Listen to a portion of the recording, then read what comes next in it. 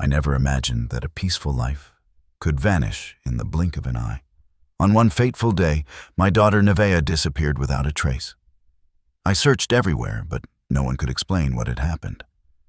Then I got a phone call at 3 a.m., just crying and a whisper, "I'm here, Mom." Those 5 words changed my life forever. If you think this is just a typical family story, you're wrong. Don't forget to subscribe to our channel to follow the next gripping episodes. This story began on a cold winter night when we were gathered around the dinner table, not knowing that such a peaceful evening would mark the beginning of a nightmare we would never forget. The day Nevaeh Woods disappeared was meant to be a day like any other, but it turned into the first day of a nightmare that no one was prepared for. It all began in a quiet home in San Antonio, Texas. The camera slowly fades into a serene scene. The warm light of an afternoon sun pours into the living room, casting soft shadows across the walls. Nevaeh is sitting on the couch, smiling brightly, her fingers playfully tugging at the edges of her shirt. Her eyes are wide with excitement, radiating innocence and joy. Her laughter light and carefree echoes in the background. "Princess," her mother calls from the kitchen, her voice filled with affection. Nevaeh turns towards the camera, her face beaming. The camera shifts, capturing a fleeting moment, a slice of time frozen in a family's home video. Nevaeh dances through the living room, twirling her long hair bouncing with every move. The sound of the video plays softly in the background, the familiar hum of a family at peace. Her parents' voices are heard occasionally calling out to her, their words tinged with love and pride. This was Nevaeh's world. The world of a 16-year-old girl full of dreams, hope, and possibility. She had big plans, big ideas for her future. "I want to change the world," she had written on the last page of her journal the night before she vanished. But as the camera holds this image of a happy family, the screen begins to fade slowly into blackness. The sound of Nevaeh's laughter echoes briefly before being swallowed by the silence. The next sound we hear is a sharp, abrupt cut to the present, the kind of silence that fills your chest with unease. The silence before the storm. A heavy thud of a heartbeat reverberates through the background, quickening in tempo as we transition. On the screen in stark white letters, the words appear, March 1st, 2025. San Antonio, Texas, 7:12 p.m. A chillingly precise timestamp. The exact moment Nevaeh's life was forever altered. The transition to this moment feels like a punch to the gut. The camera cuts to a grainy image, a security camera feed from Firestone Parkway. The familiar neighborhood street bathed in the fading light of an early evening. A slight breeze rustles through the trees, and the soft hum of traffic is the only sound. Then in the corner of the frame, a figure appears. It's Nevaeh. She's walking alone, her steps steady but slow. Her backpack is slung over one shoulder, and her head is turned slightly to the side as though she's lost in thought, the last image of her in this world. Then just like that, the screen goes black. The footage ends. There's nothing more. A sickening realization creeps in as the silence lingers in the air. Nevaeh is gone. A pause. A quiet voice tinged with desperation breaks through the silence. It's her father. His words barely above a whisper. But the weight of his emotion is palpable. "Please, if anyone knows anything, if you've seen her, if you've heard anything, please call the police." His voice cracks, breaking under the pressure of his grief. Every syllable is a plea, a prayer for his daughter's safe return. His words are quiet but carry the intensity of a father's broken heart.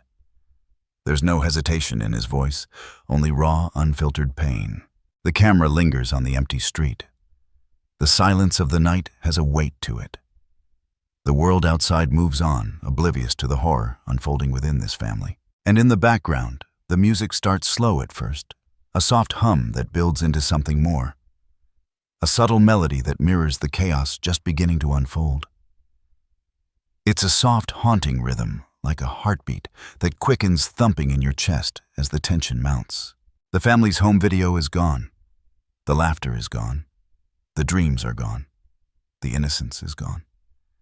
What remains is a void, a cavernous emptiness that only grows with each passing second. As the music swells, the image of Nevaeh walking alone down Firestone Parkway replays in the viewer's mind like a broken record. Each beat of the music is a reminder of the growing fear, the questions that have no answers. What happened to her? This is the question that lingers in the air, heavy and suffocating. And it's a question that will not rest until it's answered. The scene fades to black again. The sound of Nevaeh's voice, the way she had once said, "I want to change the world," echoes in the background.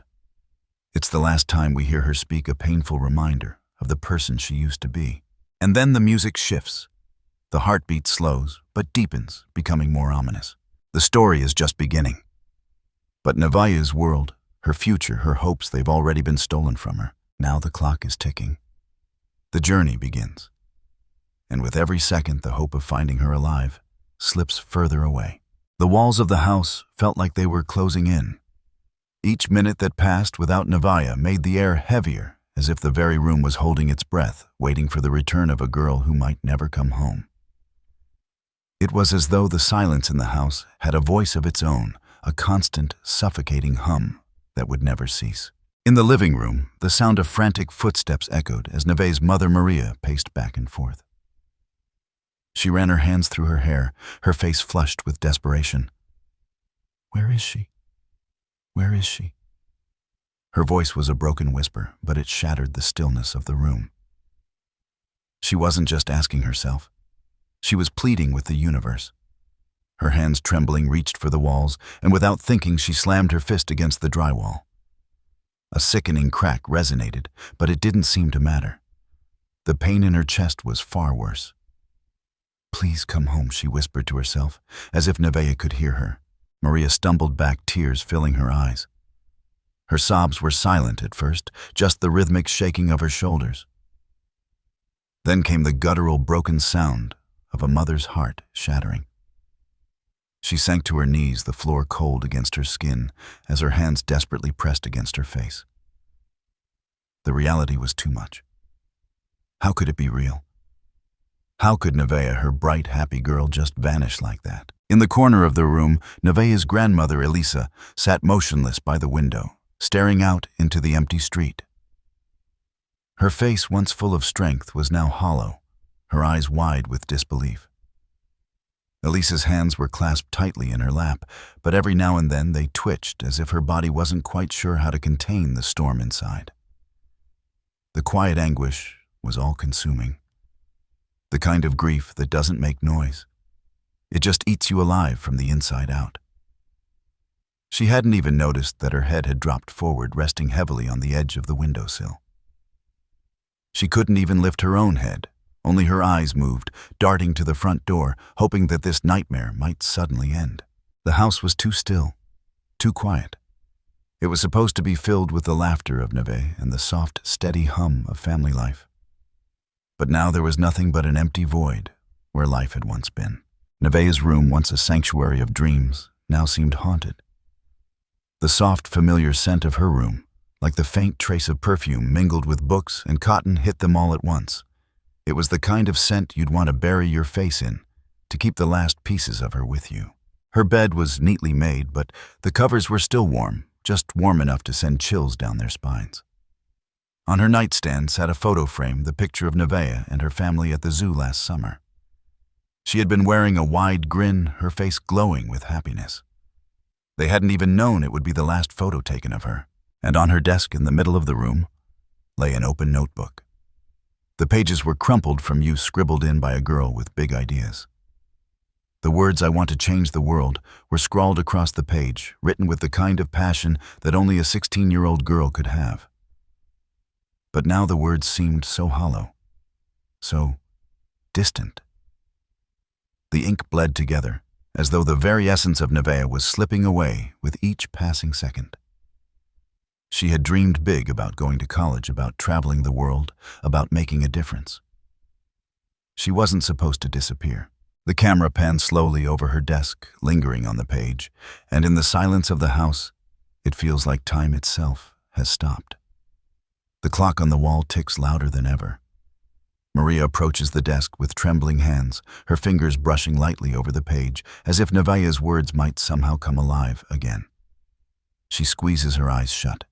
She can't bear the thought. She has to come back. She has to. But with each passing minute, the hope seemed to diminish, replaced by a suffocating sense of dread. Outside, the world carried on, as it always had. The wind rustled the leaves, the faint hum of traffic filtered through the air, but inside the house, it was as if time had frozen. The chaos that was erupting inside their hearts couldn't be felt by anyone else. Their lives, torn apart in an instant, stood still, caught in a moment where they had no idea if they would ever feel whole again. And then there was James Nevaeh's father. James was a man of few words, used to the rough physical work of his construction job, used to lifting heavy beams and dealing with gruff men. But this was different. This was the kind of pain that couldn't be fixed with brute strength or a solid plan. He was helpless. He had been the one to promise Nevaeh he would always protect her. No matter what, you'll always be safe with me, he had told her 1,000 times. He never imagined he would be the one left behind, powerless to protect the one he loved most.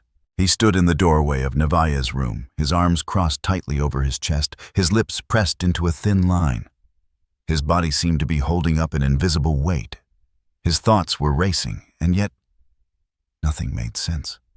How could his daughter be gone? How could this happen? The house felt hollow, and every creak in the floorboards, every gust of wind rattling the windows, felt like a reminder of the silence. His heart was heavy with the memories of the times they had shared, the laughter, the jokes, the simple moments of sitting on the porch, Nevaeh's bright smile lighting up the evening air. Now it was all just gone. Maria sat on the floor, curled into herself, her face buried in her hands. She hadn't spoken in what felt like hours. The tears had long since stopped flowing, replaced by a profound emptiness. The numbness was starting to take over, but the ache in her chest wouldn't let her forget that her daughter was still out there somewhere. It was unbearable. Every second of silence was a reminder of how fragile their world had become. "Where are you, baby?" Maria whispered hoarsely, her voice barely audible above the thudding of her heart. But there was no answer, no sign of hope. Just a house full of ghosts, the echoes of a family torn apart by a single moment of uncertainty. James turned away from Nevaeh's room, his face taut with anguish. He didn't know what to do next. He could feel the walls closing in, could hear the distant voices in his head telling him to keep pushing, to keep searching. But nothing felt right. Nothing felt like it used to. "Where are you?" The question, now more a chant than a plea, reverberated through the empty house, hanging in the air like an unspoken truth. No one knew where Nevaeh was. And the longer she was gone, the harder it would be to find her. The distance between them, the unspoken fears, the aching unknown, it was tearing the family apart.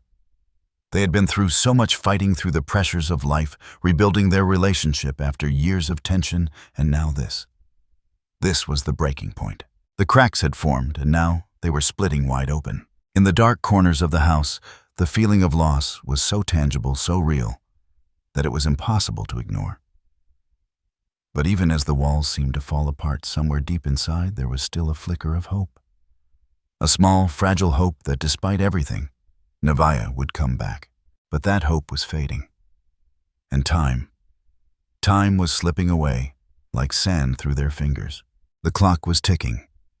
But in the first 48 hours after Nevaeh's disappearance, every second felt like a lifetime. In the house, Maria and James were barely holding it together. They had no answers, no leads, just a relentless gnawing feeling in their gut that the life they once knew was slipping away. Outside, the world was moving on, oblivious to their grief. And that was the most painful part. They were screaming into a void, hoping someone, anyone, would hear their cry for help. It all started with the sound of sirens. The familiar hum of emergency vehicles was becoming an unwelcome soundtrack to their lives. Maria stood at the front door, her hand trembling as she clutched the handle, watching as the officers filed into their home one by one. The flashing lights outside were the only thing keeping them tethered to the reality that Nevaeh was still missing. She was still out there, somewhere. The officers, professional but cold, began their work immediately. One team began to canvass the neighborhood, knocking on doors, asking questions, trying to piece together any shred of evidence that could lead them to Nevaeh. A second group focused on the surveillance footage. The grainy video from the cameras outside Firestone Parkway was all they had. It was a sliver of hope, a fleeting glimpse into the last moments of Nevaeh's life before she vanished into the night. The footage showed Nevaeh walking down the street alone, her back straight, her steps purposeful. It was clear that she wasn't running from something. She wasn't being chased. But the longer they studied the footage, the more questions arose. Who was she meeting? Was there someone waiting for her? Was she taken by surprise, or had she known her abductor? Maria's chest tightened as she watched the officers discuss the video. Each second of silence felt heavier than the last. She wanted answers. She needed answers. But it was too soon. There was nothing concrete, nothing definitive.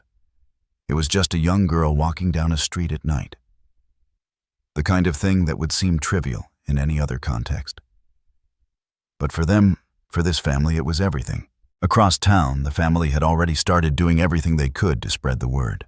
Maria and James, exhausted and frantic, had turned to the only thing that seemed to offer any hope, the internet. The world was watching, they hoped. Someone out there had to have seen something. They had to know something. In the middle of the living room, they sat huddled over their phones, typing out the desperate message. Please help us find our daughter. Nevaeh is missing. If anyone has seen her, please contact the police immediately. Maria's fingers shook as she typed each word, feeling like it carried the weight of her entire existence. She pressed post, and within minutes, the message was live. The first few responses were hopeful, full of support. Praying for you, stay strong. We'll keep sharing. I hope she comes home soon. But as the hours passed, the tone started to shift. The comments started pouring in from all sides, and it was clear that not everyone was on their side. People were quick to judge. Another runaway? Happens all the time. Why are you even bothering with this? It's just another family drama. It's always the same with these families. Disappearing child probably just out looking for attention. Each message was like a slap to the face. The words were cruel, dismissive. They didn't know Nevaeh. They didn't know her family. They didn't know the years of love, struggle, and sacrifice that had gone into raising her. How could they be so heartless? Maria's hands tightened around her phone, but she forced herself to breathe through it, forced herself to ignore the noise. She knew better than to respond. The last thing she wanted was to get tangled in the vicious web of online hatred, but James couldn't stand it. The anger was simmering beneath the surface, and it finally boiled over. He stood up abruptly, knocking his chair over. How dare they? He spat, his voice rising. They don't know what we're going through. They have no right to talk about our daughter like that. Maria reached out, grabbing his arm gently. James, please. They don't know. Just focus on the good. Focus on the people who are helping us. She didn't believe it. Not really. But she knew if she didn't try to calm him down, the anger would consume them both. She was right. The online comments kept coming, and the pressure of the world's judgment began to feel unbearable. It was like the whole world was looking at them, waiting for them to crack. But they couldn't afford to crack. Not yet. Nevaeh needed them to stay strong. The hate, the criticism, it didn't matter. The only thing that mattered was finding Nevaeh. As the hours bled into the next day, the family's pleas began to blend into the noise. Their voices were being drowned out by the millions of other voices demanding attention. People were tired of hearing about yet another missing child. The news cycle moved on, stories of other tragedies dominating the headlines. And yet, for Maria and James, there was no moving on. Nevaeh was still missing, and they couldn't stop until they had her back. Meanwhile, the police were still working. A spokesperson for the San Antonio Police Department, standing in front of a grim crowd of reporters, addressed the growing public concern. We are currently investigating all possible leads. But we cannot rule out the possibility that Nevaeh Woods was abducted, the spokesperson said, his voice steady but serious. We are asking anyone with information to come forward and help us find her. The words hung in the air. They were both a warning and a plea. Maria watched the broadcast from her phone, her eyes scanning the faces of the reporters, hoping one of them would ask the right question, hoping someone would come forward with the answer. But it was all just more waiting. more uncertainty. By now, the case had gone national. Nevaeh's face was everywhere on social media, on news websites, on TV screens. People had started to pay attention, but Maria knew better than to let herself feel too hopeful. She'd seen the statistics. She knew the likelihood of finding a missing child after 48 hours was slim. Still, she held on to that thread of hope. She had to. Each day that passed felt like an eternity. Each second, each moment, a crushing weight bearing down on her chest. The pressure of the world's gaze, the pressure of her own fear. It was all too much. But still, Maria kept going. She had to. For Nevaeh. For the daughter she couldn't afford to lose. Time was running out, and every passing hour felt like it would be the one to seal their fate. The tension was building, but they were nowhere closer to an answer. And the clock kept ticking. The days stretched on each one, feeling like an eternity. Nevaeh's family had all but exhausted their resources, their voices hoarse from pleading. The media coverage had only intensified, but nothing tangible had come from it. Every passing moment felt like a step further from her safe return. They were running out of leads, running out of time. But then, in the stillness of the morning, a small break came through a glimmer of hope. It came from an unexpected place, a small convenience store near Firestone Parkway. The place was nothing special, just a corner shop frequented by locals. But it had become the unexpected focal point of the investigation. The store employee, a young man named Luis, had been questioned multiple times. But on this morning, he spoke up. "I think I saw her," Luis said, his voice unsteady as he remembered the encounter. The girl, Nevaeh. She came in last week around 6:30 p.m. She bought a bottle of water. The words hung in the air. The shock that passed through the room was palpable. A sighting. For the first time in days, the family had something concrete to hold on to. Maria's heart fluttered in her chest, her hope rising for the first time in what felt like forever. But the breakthrough didn't come without its complications. Luis's description was vague. He couldn't recall much beyond her buying the water. The details were muddled, and the security footage wasn't much better. The grainy video from the store's cameras was nearly impossible to make out.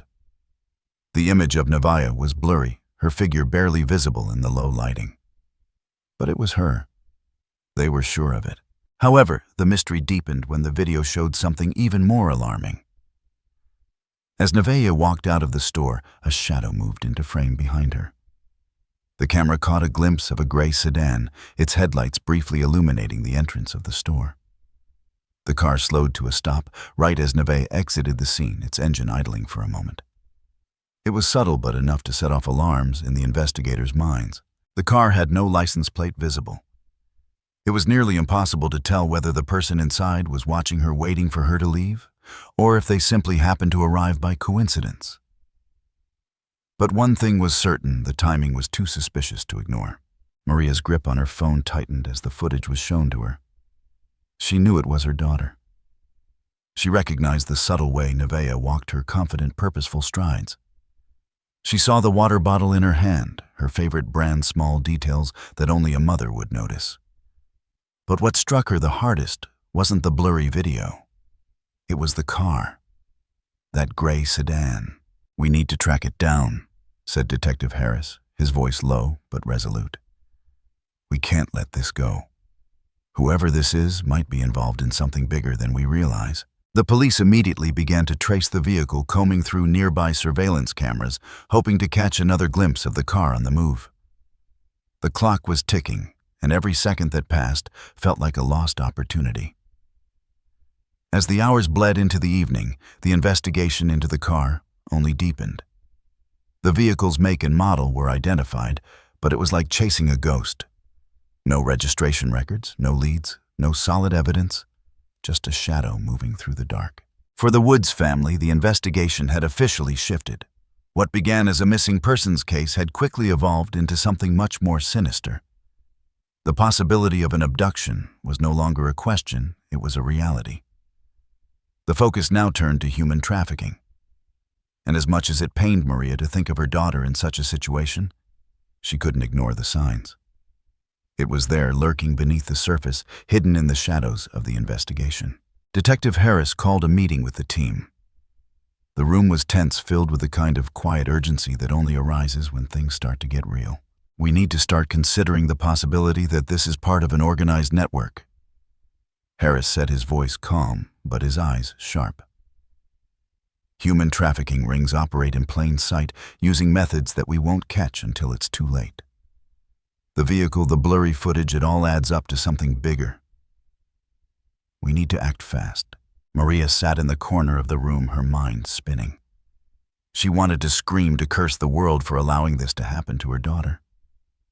But she didn't. She was silent. She was still. But inside, a storm was raging. This couldn't be happening. This couldn't be her reality. But it was. The possibility of an organized abduction hit the family harder than any of them could have imagined.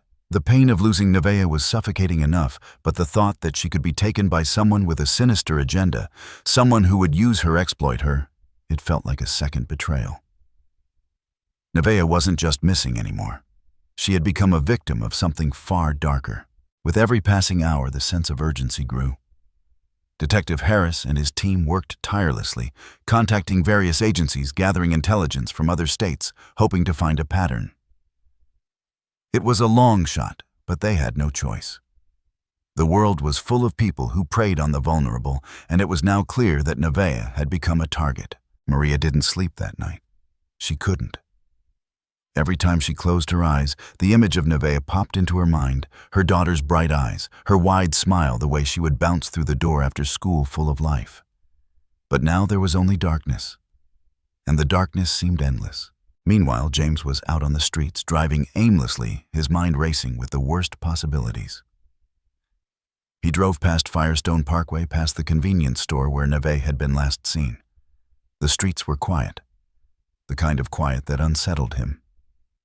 He gripped the steering wheel, his knuckles white. Where is she? The thought was constant, relentless. He couldn't turn it off. He had to know. He had to find her. Days turned into a blur of interviews, phone calls, and more dead ends. The investigation stretched far beyond San Antonio, as police dug deeper into the possibility of human trafficking routes in the area. Maria and James clung to each other, but the weight of the investigation was taking its toll on them both.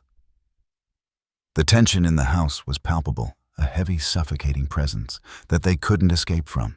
The phone calls, the questions, the endless search. It was all they could think about. They were losing themselves in the process, fighting for their daughter's life, for her safety.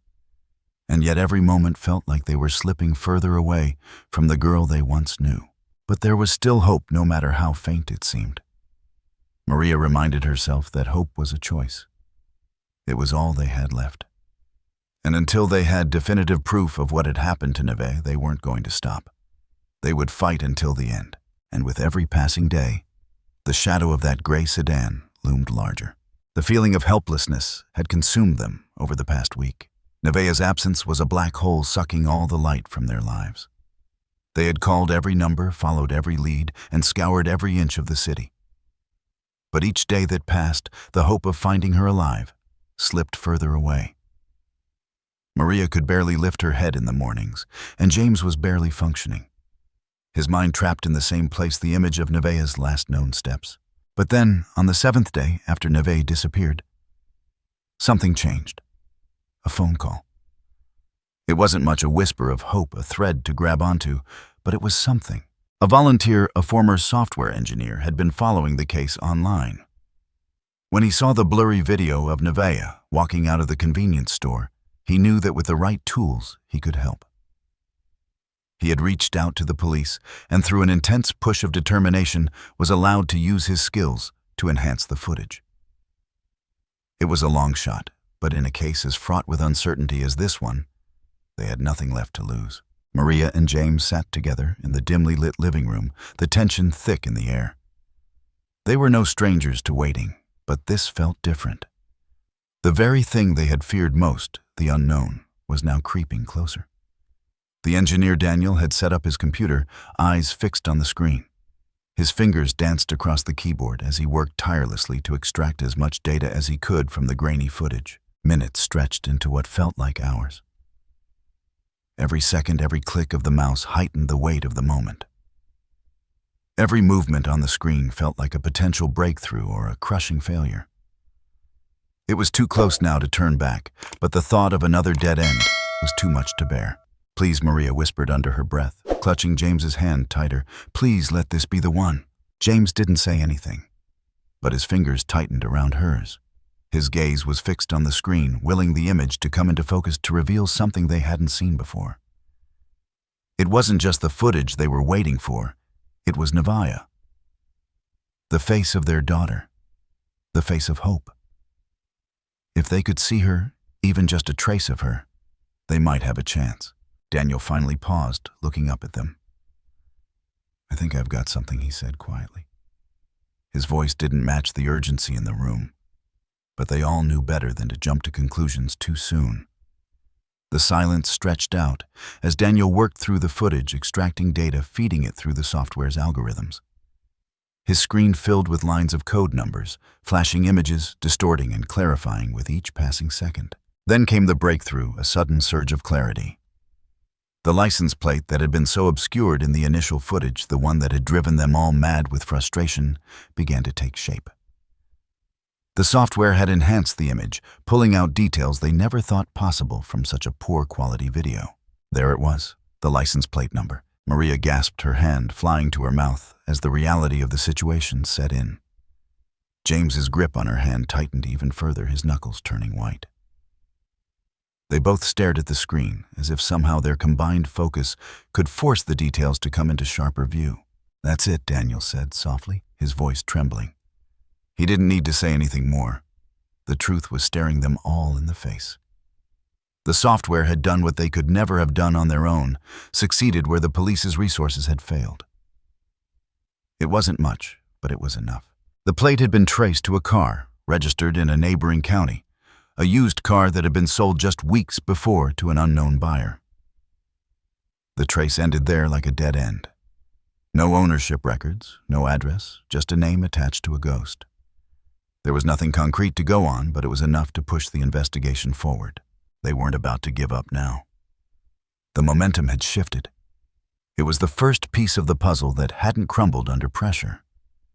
But that momentum quickly turned to apprehension as Detective Harris and his team set out to track down the car's last known location.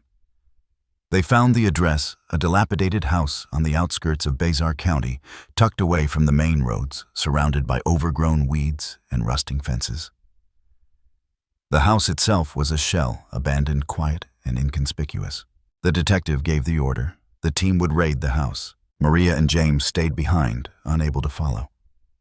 The waiting felt like torture. As the minutes ticked by, the weight of the unknown pressed down on them with even more intensity. Could this really be it? Were they about to find Nevaeh?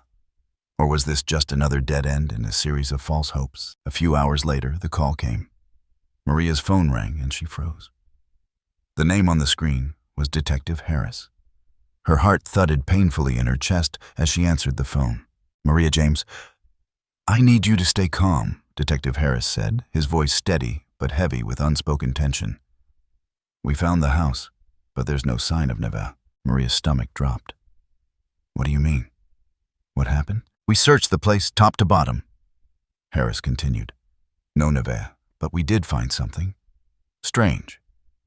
There's evidence that someone was living there recently. We found a single strand of hair and a bracelet. It's engraved." Maria's breath caught in her throat. "A bracelet," she whispered. "Was it hers?" "Yes, it had Princess engraved on it, just like Nevaeh's nickname." Maria's mind reeled. Her heart hammered in her chest. The bracelet, the clue, it was undeniable. Nevaeh had been there. She was close.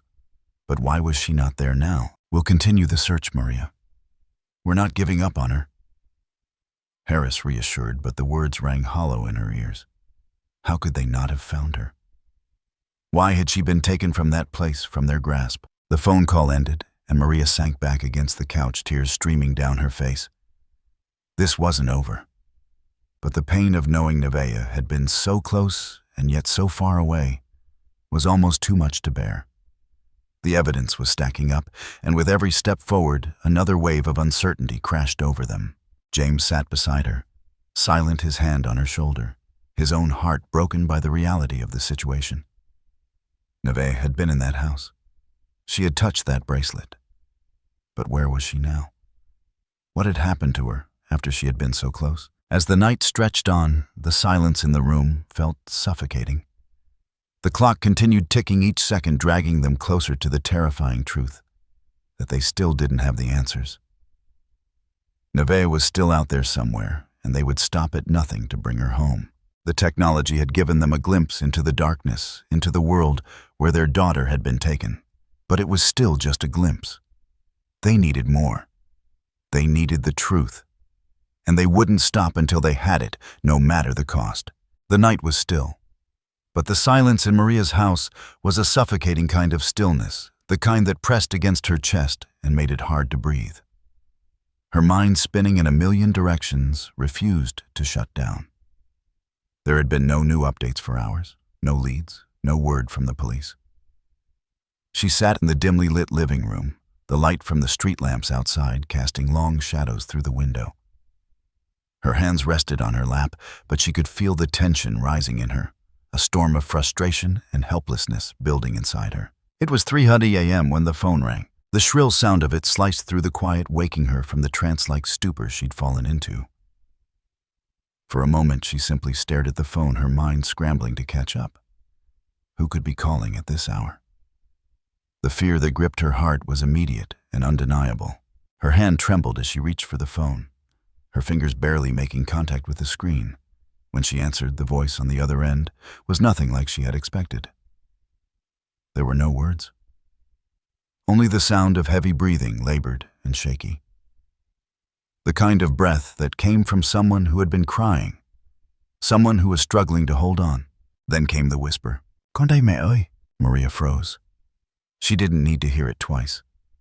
She knew that voice. It was unmistakable. It was Nevaeh. The phone clicked and the line went dead. Just like that. One whisper, one faint call for help, and then nothing. The silence returned, only this time it was deafening. The phone slipped from Maria's hand, her heart thumping so loudly in her ears that she couldn't hear anything else. Her breath caught in her throat. She couldn't process what had just happened. Her daughter had called her. She had been out there, somewhere alive. But why? Why the silence after the whisper? Why had it ended so suddenly? James was awake in an instant. He heard the phone drop and rushed into the living room, his eyes wide with confusion. "Maria, what is it? What happened? Is it what?" She was still staring at the phone, unable to speak. The words "Con đây mẹ ơi" echoed in her mind over and over again, until they were the only things she could hear. She tried to speak, but couldn't find the words. Her chest tightened as the realization began to set in. Nevaeh was out there. She was calling for help. James bent down, his face inches from hers. "Maria, please. What's going on?" Finally, the words broke free. "She called me. She's alive. She's out there, James. I heard her. It's Nevaeh. I heard her voice." His eyes narrowed, trying to absorb what she was saying. "What do you mean? She called you?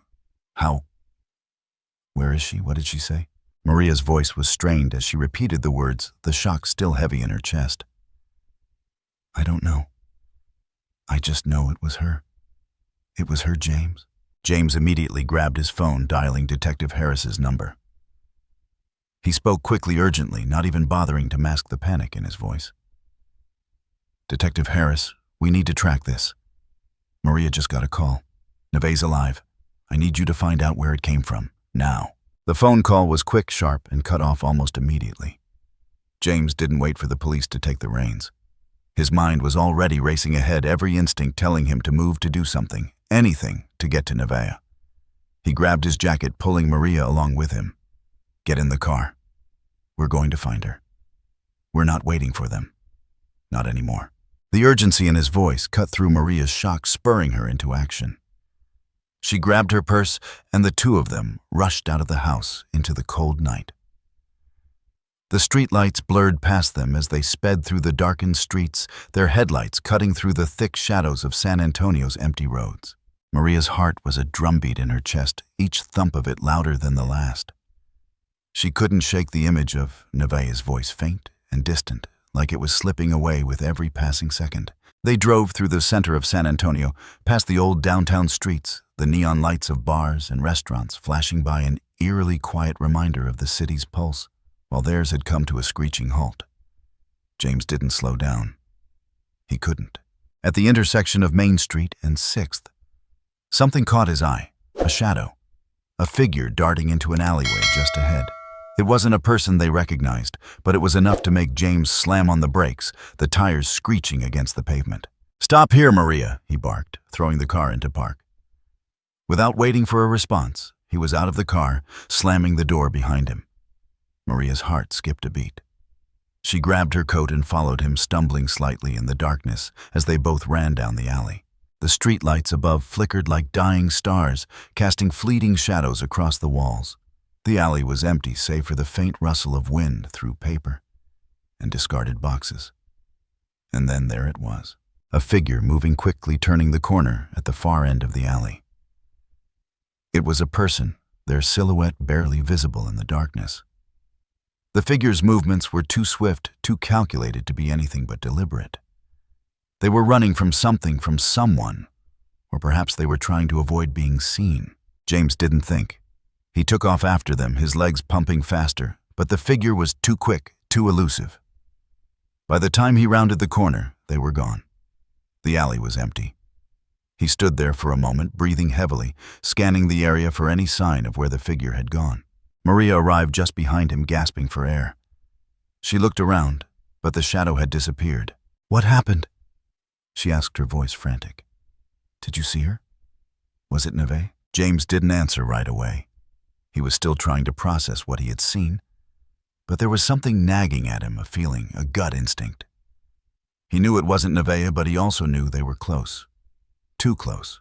He scanned the ground, hoping for something, anything that could give him a clue. And then, just as he was about to turn back, something caught his eye.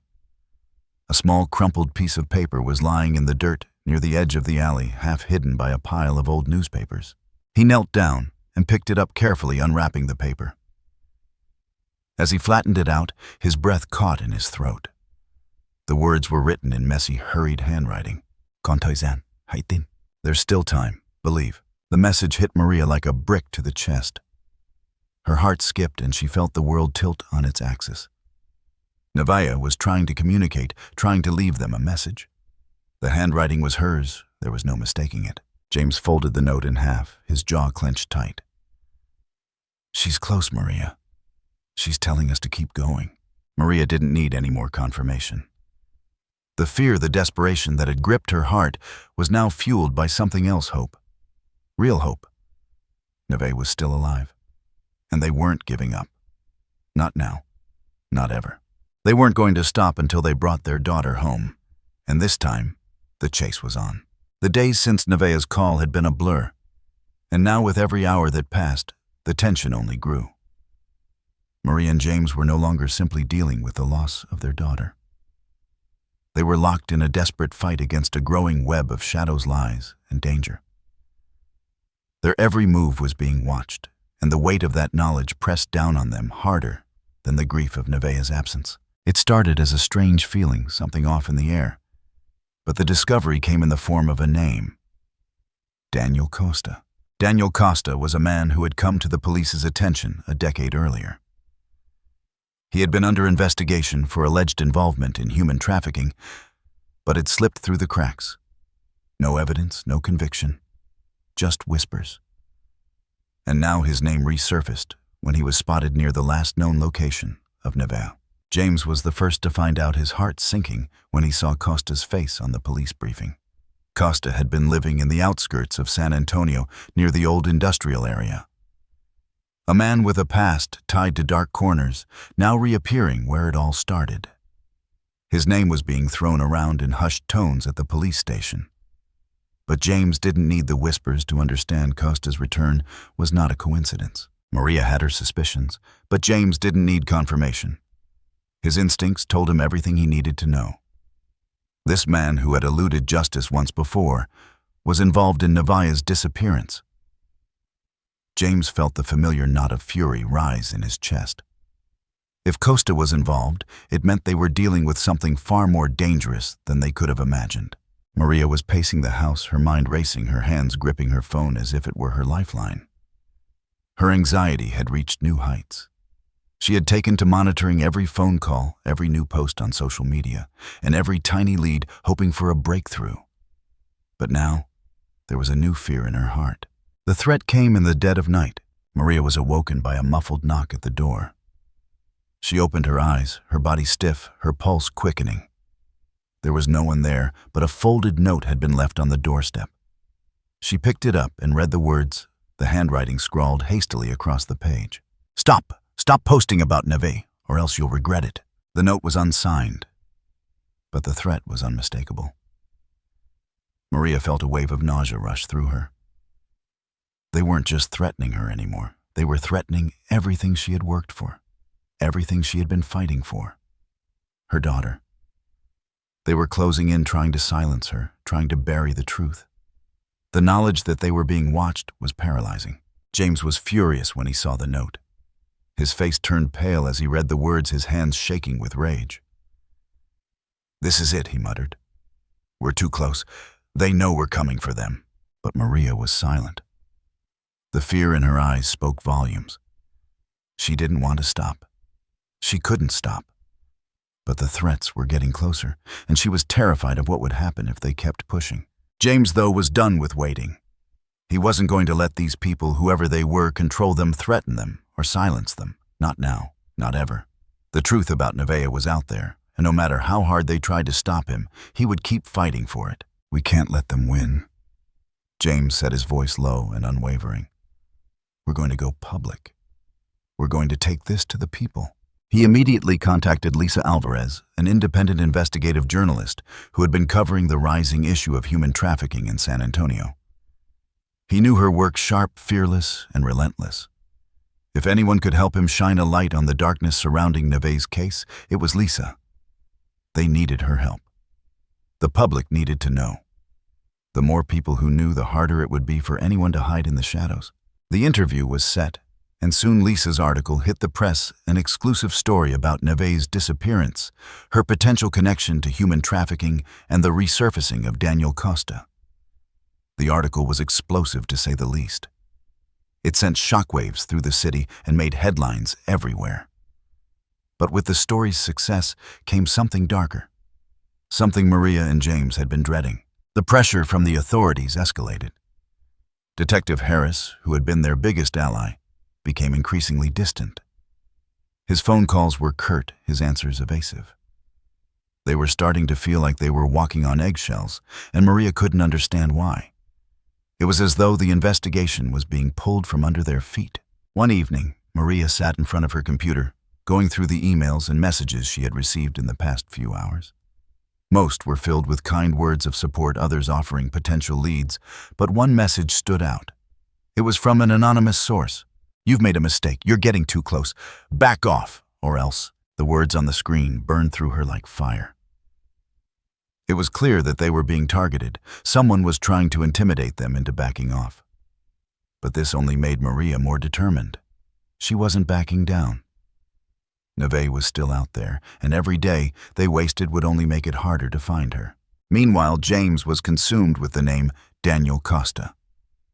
He spent sleepless nights digging into Costa's past, his connections, trying to piece together the jigsaw puzzle that could lead them to Nevaeh. The more he uncovered, the darker the web became. Costa had been involved with a number of criminal activities over the years, including trafficking and kidnapping. But there was one key piece that stood out: a series of disappearances connected to him, all linked to young girls who had vanished without a trace. James felt a deep pit in his stomach as the realization hit him. Costa was more than just a suspect, he was a predator. And Nevaeh had been the perfect target. The more they pushed, the more the investigation seemed to spiral out of control. The pressure to stop the investigation came from all sides, from the threats from the authorities, who were now pulling back from the shadows that seemed to be closing in.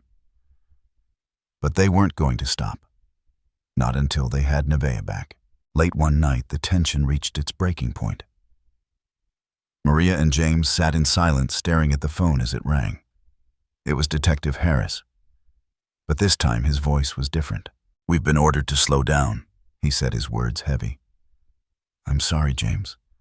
I'm doing what I can, but the higher-ups, they're involved now. You need to be careful." James's eyes burned with frustration. "What are you talking about? We're so close." "I know, but right now you're on your own." Harris's voice was quieter now. "Stay safe, and don't trust anyone." The call ended abruptly. Maria and James exchanged a glance, their faces filled with dread and confusion. Something was wrong. Something was very wrong. And now they were even more certain than ever that they were dealing with forces that went far beyond their control. But one thing was clear: they would not back down. They would expose the truth no matter the cost. And they would find Nevaeh no matter where the shadows tried to hide her. The news came suddenly like a thunderclap in the middle of a quiet storm. It wasn't a lead they had expected, but when the call came through to Maria and James in the early hours of the morning, it felt like everything was about to change. Their hearts stopped for a moment when the officer on the other end mentioned the name of a young girl, only 9 years old, who had been found in a nearby neighborhood. The girl, named Abby, had been taken just days earlier. She had been spotted wandering the streets alone and disoriented, barely able to speak. Her body bruised and terrified. She had been held captive in a room for days, trapped, but she had somehow escaped, managing to make it to the local authorities. She was now in protective custody, and the police were waiting for her statement. When Maria and James arrived at the station, the first thing they noticed was how small Abby seemed. She was huddled in a corner, clutching a stuffed animal, as if it were her last tether to reality. Her wide, fearful eyes darted around, not really seeing anything but the memory of her ordeal. Abby was shaking her fingers, trembling as she held onto the toy for dear life. But when they sat down across from her, Maria felt an almost magnetic pull to the girl. She knew instinctively that Abby had something to say. There was something she could offer, something that could help bring them closer to Nevaeh. But the question was, would Abby trust them enough to speak? The officer who was in charge of Abby's care leaned in. "She's been through a lot, but she's also very brave. Let her talk when she's ready. You just have to ask the right questions." James and Maria exchanged glances. They had no idea what to expect, but the desire to know, to find out where their daughter was overwhelming. Maria knelt beside Abby, her voice soft and soothing. "Sweetheart," she began, "you don't have to be afraid. We just want to help. We're looking for someone, a young girl. Her name is Nevaeh. Have you seen her? Do you know where she is?" Abby didn't respond immediately.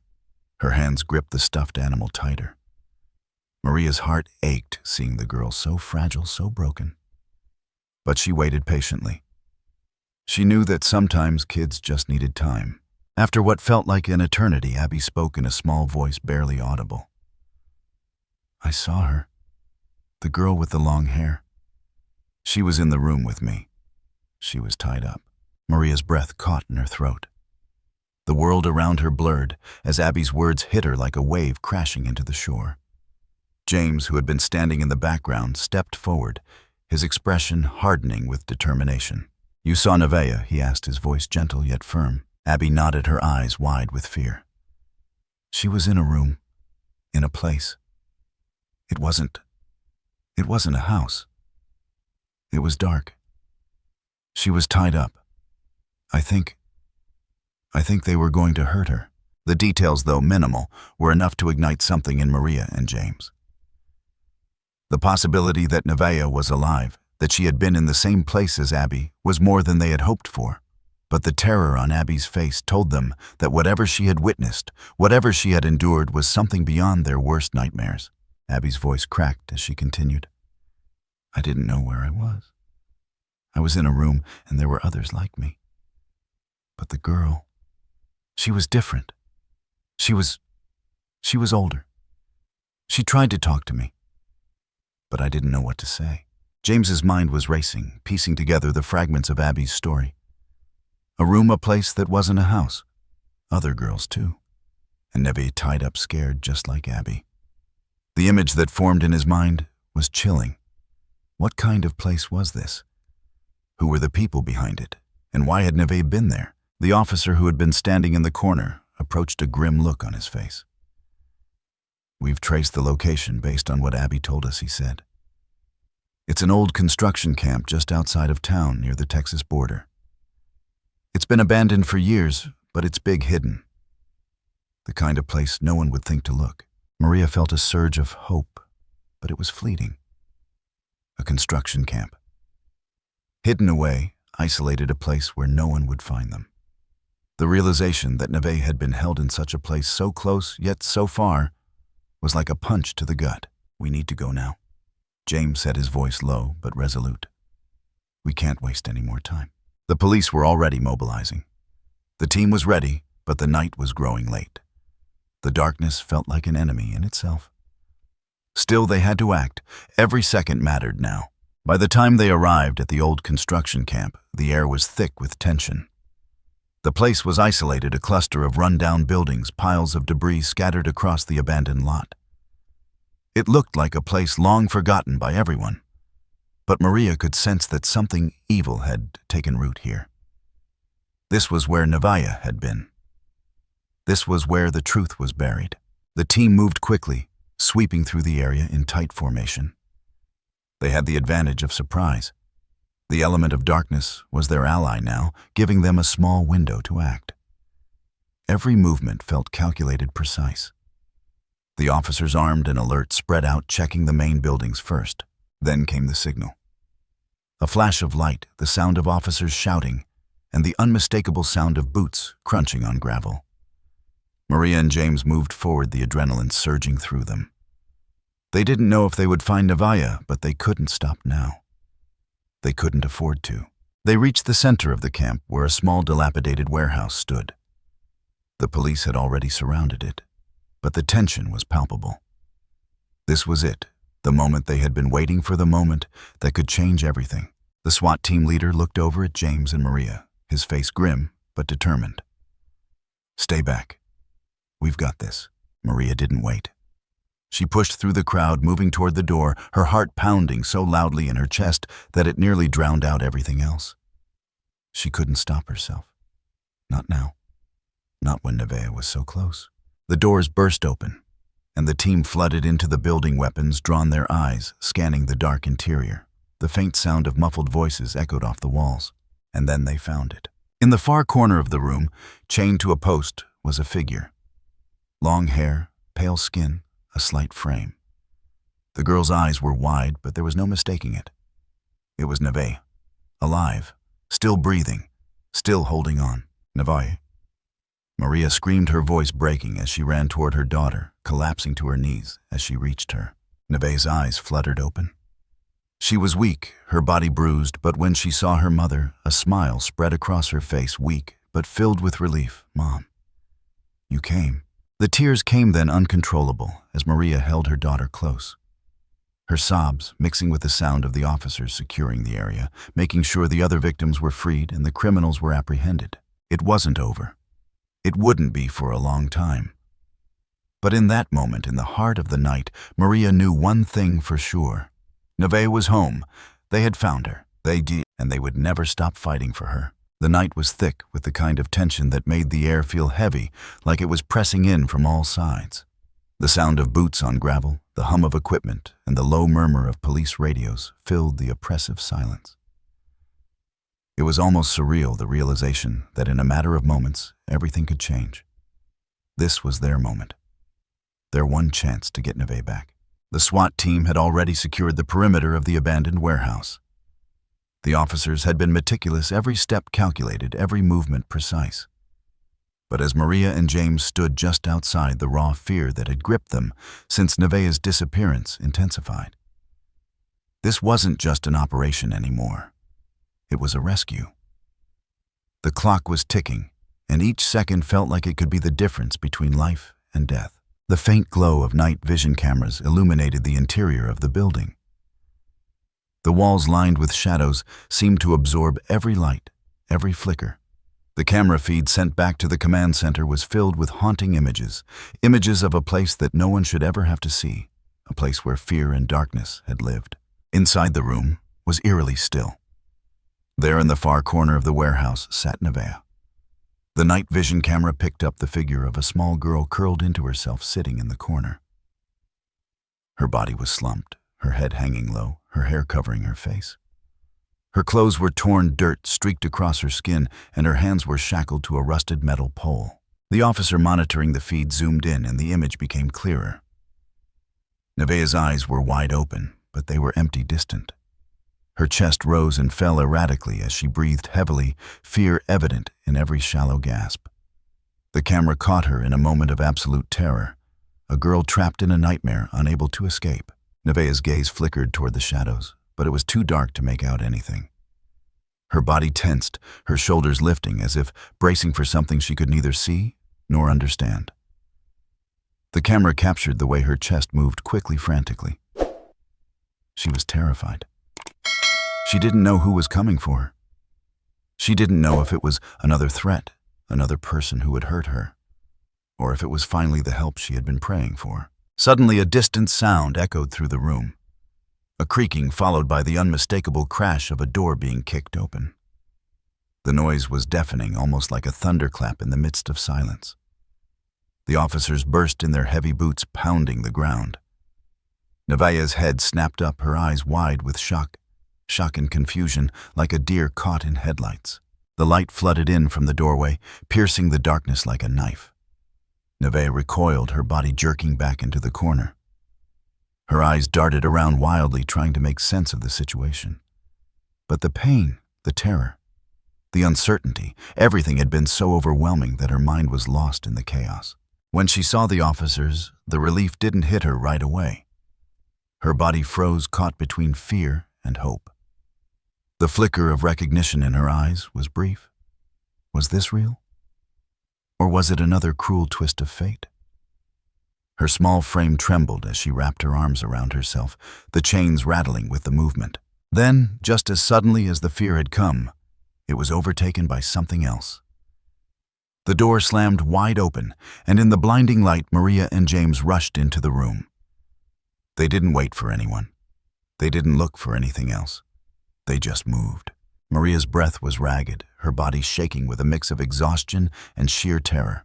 But as soon as she saw Nevaeh, as soon as she caught sight of her daughter, her heart leapt. Every step was filled with urgency, filled with a desperate need to close the distance between them, to make sure that what she was seeing wasn't some horrible illusion. She couldn't breathe for a moment. There was no space for anything except the overwhelming relief of seeing Nevaeh alive. Nevaeh's body trembled as she saw them, her parents. Her arms shot out instinctively, reaching for them. There was no more hesitation, no more fear. The moment she saw them, the floodgates of emotion opened. Her face crumpled in disbelief, her hands still bound, her body shaking with the trauma she had endured. Maria reached her first, falling to her knees beside Nevaeh. She didn't care about anything else. She didn't care about the officers, about the chaos unfolding around her.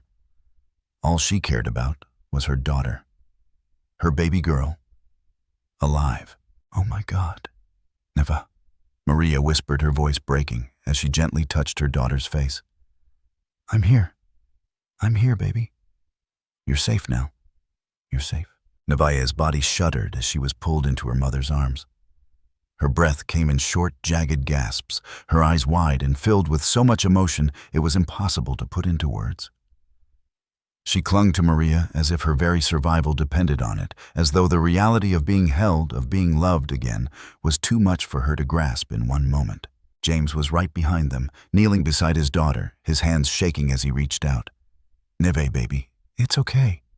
It's really you. You're here, you're home." The world outside that room, the darkness, the danger, the evil that had held their daughter captive, faded away. None of it mattered anymore. The pain of the past days, the fear, the unanswered questions, all of it was eclipsed in that single moment of reunion. Nevaeh was home. She was alive, and nothing else mattered. For what felt like an eternity, they sat there in the middle of that cold concrete room, holding each other. Maria's tears soaked Nevaeh's hair, and James's voice cracked as he whispered assurances, promises that they would never let her go, that she was finally free. They didn't need to say anything else. The embrace spoke volumes, years of love, grief, and hope wrapped up in that simple moment. The team outside was still working, securing the building, ensuring that everyone involved in the kidnapping was accounted for. But for Maria and James, it didn't matter. They were no longer lost in the dark, no longer searching for their daughter. She was there, in their arms, alive, safe. "Thank you, God," Maria whispered, her voice filled with a prayer she had never said aloud, a prayer of gratitude for the life of her child. Nevaeh pulled back slightly, wiping her tears, her voice small but filled with something powerful, a sense of home, of belonging, of relief. "I knew you'd find me. I knew you'd come." Her voice was soft, but her eyes were steady now, filled with a quiet strength that had survived unimaginable darkness. James squeezed her hand. "We're never letting you go again," he promised, his voice low and full of conviction. And for the first time in days, the weight of the world that had crushed them slowly started to lift. They had found her. Their daughter was home, and they would never stop fighting to make sure she stayed safe. In that room, under the harsh lights and the shadows of a nightmare that was finally over, they held each other tightly. The world outside nothing but a distant memory. The days following Nevaeh's rescue were a blur of hospital rooms, doctor visits, and the quiet hum of machines that monitored her fragile recovery. Her body, once full of life and energy, was now frail, weak from the trauma, malnutrition, and the emotional scars that ran deeper than anyone could see. Maria sat by her side, never leaving, not even for a moment. She had promised herself that she would never let go again, and now that promise was all she could hold on to. Nevaeh had been through hell. But it wasn't just her body that needed healing. It was her mind, her spirit.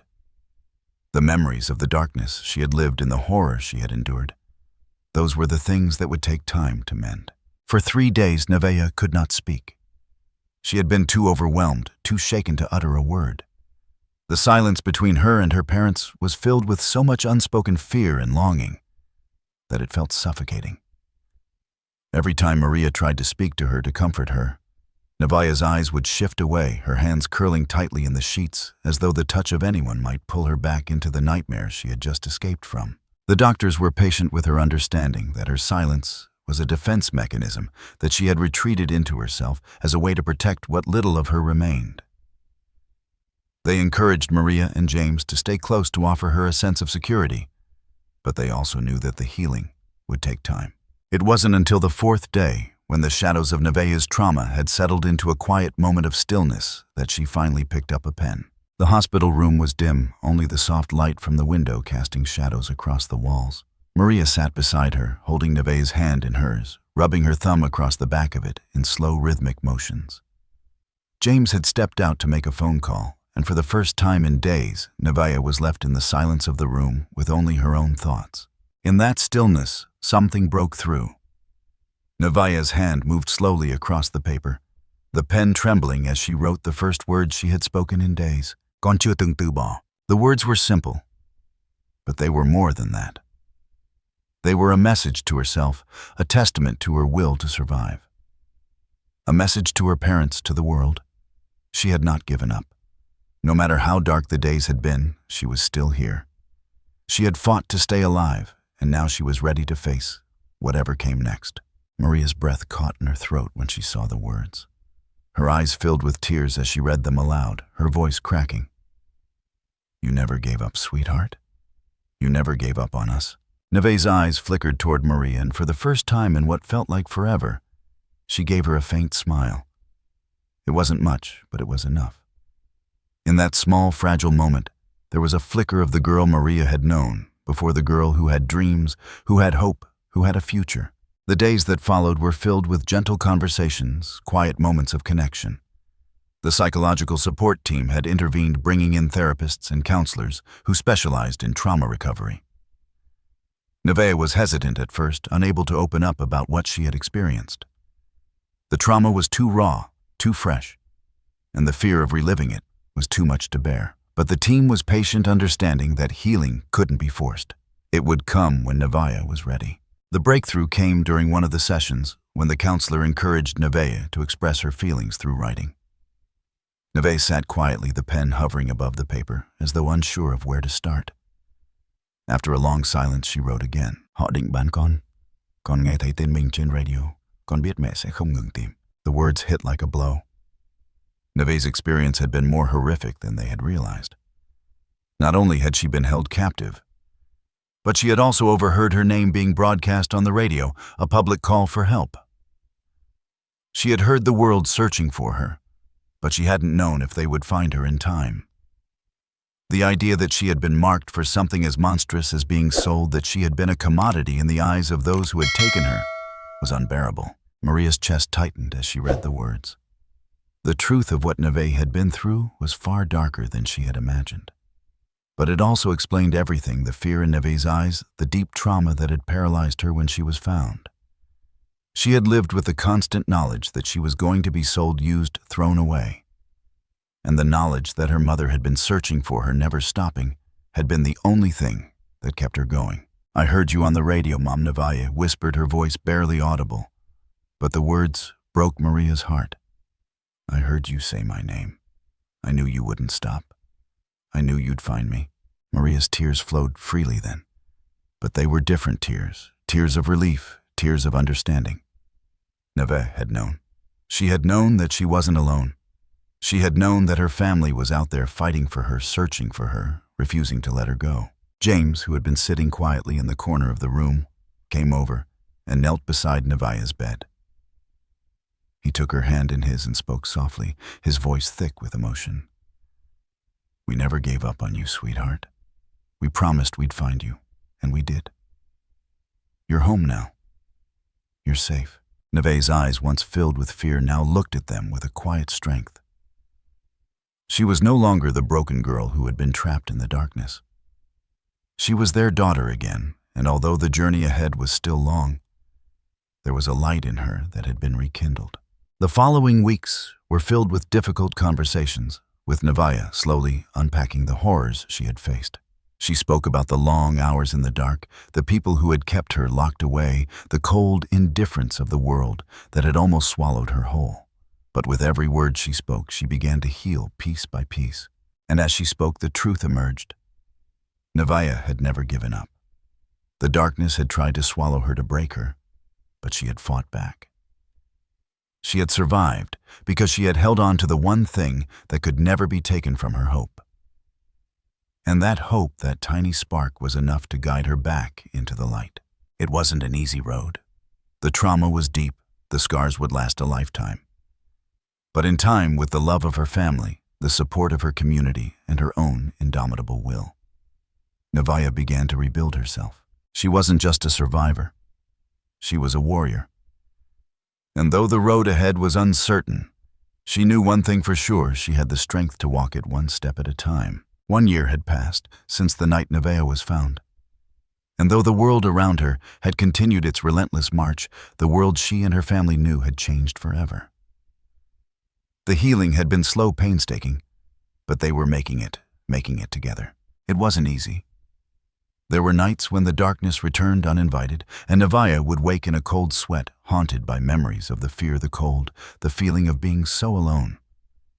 But those nights were fewer now. She had learned how to silence the screams in her mind, how to take each breath one after another, without letting the weight of the past crush her. The therapy, the support groups, the long talks with her parents, each part had woven a new strength into her, the strength to move forward. The one thing Nevaeh never expected, though, was how much she could give back. The morning sun filtered softly through the windows of the auditorium as Nevaeh stood at the podium, her heart thundering in her chest, her palms slightly damp. But this time she wasn't running from the fear. She wasn't hiding from it. She was facing it head on. The audience before her was full. But their faces didn't scare her anymore. They weren't strangers. They were people just like her. People who had lost so much, people who had endured unspeakable pain. People who were searching for a light in the darkness. And Nevaeh knew deep in her bones that she could give them that light. She could show them that even in the darkest places, there was always a way out. The sound of her voice was steady, though quiet at first, as if each word she spoke was a step toward reclaiming a piece of herself. It's hard to explain what it feels like to be lost in a world that's so dark, to feel like you don't matter, like no one's looking for you. But then you hear something, a whisper of hope, someone calling your name. And that's when you realize you're not alone. Her parents, sitting in the front row, watched her with eyes filled with pride and tears. They had come so far together. James's hand was wrapped tightly around Maria's, their fingers intertwined as if they could never be apart again. They had fought for this moment for Nevaeh to stand here strong and unapologetically alive. It had been a year of rebuilding, of regaining trust, and of slowly but surely putting the shattered pieces of their family back together. I remember hearing my name. Nevaeh continued, her voice now gaining strength. I remember hearing my mom's voice on the radio, and even though I couldn't see her, I knew she was out there. I knew she wouldn't stop until she found me. That kept me alive. That kept me going. Because when you know someone's out there fighting for you, it gives you the strength to keep fighting for yourself. The room was silent now. The people listening weren't just hearing her words. They were feeling them, experiencing them in their own way. Nevaeh could see it in their eyes, the empathy, the understanding. They had all walked through their own dark paths, but now they had a chance to walk out of it together. Her heart raced as she spoke, but there was something freeing in telling her story. She wasn't just a victim anymore. She wasn't just the girl who had been lost. She was someone who had been found. And now she could help others find their way too. There's a light in all of us, Nevaeh said, her voice gaining power with every word. And even when it feels like the darkness will swallow you whole, that light will always find a way to shine through. It might be small, but it's enough to guide you home. As she spoke, her eyes flicked over to her parents, who were watching her with tears glistening in their eyes. For so long, they had feared this day would never come, the day when Nevaeh would be able to stand up and speak her truth, when she would rise from the ashes of everything she had endured. But here she was, stronger than ever. The audience erupted into applause. But Nevaeh barely noticed. Her mind was already somewhere else, thinking about the work that still needed to be done. The journey she had started was not hers alone. It belonged to so many others too. After the conference, when the applause had died down and the crowd had dispersed, Maria and James met Nevaeh in the back hallway. She looked up at them, her face tired but peaceful. "Are you okay?" Maria asked softly, her voice laced with concern. Nevaeh nodded. "I'm more than okay. I'm ready to help." Her words hung in the air like a promise that she wasn't just surviving anymore. She was thriving.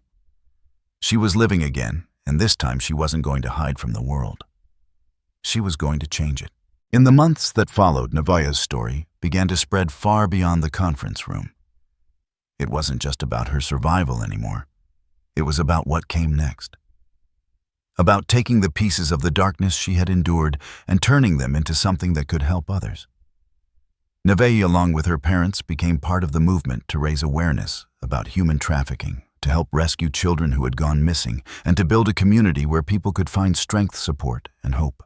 Together, they created a center dedicated to helping children who had been abducted, helping families navigate the pain of loss, and providing resources for the survivors to rebuild their lives. Nevaeh became an advocate for those who had been silenced by fear, using her voice to make sure they were never forgotten.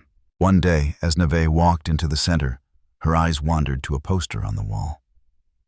It was a photograph of her standing tall, smiling, her arms crossed with the same quiet strength that had carried her through everything. The words beneath her image read, "A voice for those who can't speak." Nevaeh smiled softly, the weight of everything she had endured finally feeling like it was lifting. She wasn't just the girl who had been lost. She was the woman who had found herself again. And in that moment, the light that she had carried through the darkness shone brighter than ever. The final scene was a simple one. Maria, James, and Nevaeh stood together outside the center, their hands intertwined. They were looking at the building, the place that had become a symbol of their journey. Behind them, the world moved forward. But in that moment, they knew that whatever came next, they were ready. The camera pulled back slowly, and as the shot lingered on their faces, the screen faded to black. The words appeared, "In a dark world, a single light is enough to guide someone home." And with that, The journey of survival, of healing, and of rebirth came full circle.